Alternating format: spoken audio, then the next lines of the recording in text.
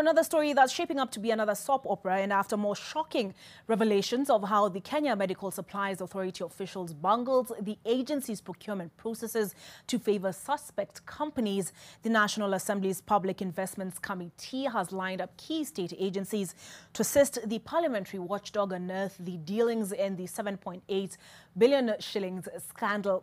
NTV's Seth Olale, who has been following the proceedings this week, tells us what to expect next week in tonight's episode of Heist and Seek.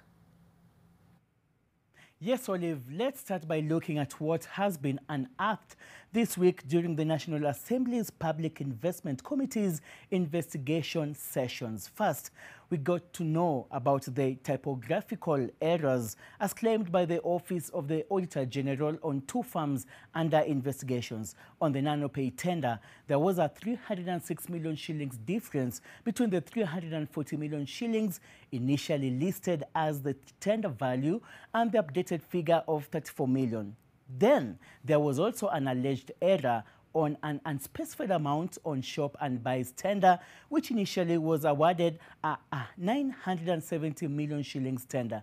We also got to learn that Crown Healthcare secured a 50 million shillings tender through a phone call with the KEMSA secretary amid questions of legitimacy of the whole arrangement.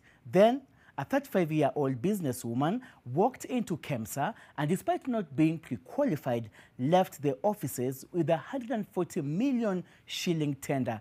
Well, it has been quite the week in terms of the revelations, and we are looking at a potentially heavy week next week. Let's look at the House Committee's desk for these coming weeks as detailed by the chairman, Abdul Somad Nasir. First, the Solicitor General, Kennedy Ogeto, is to appear before the PIC and is expected to tell the committee whether KEMSA sought any legal advice from his office before illegally contracting 102 companies to supply goods worth over 7 billion shillings.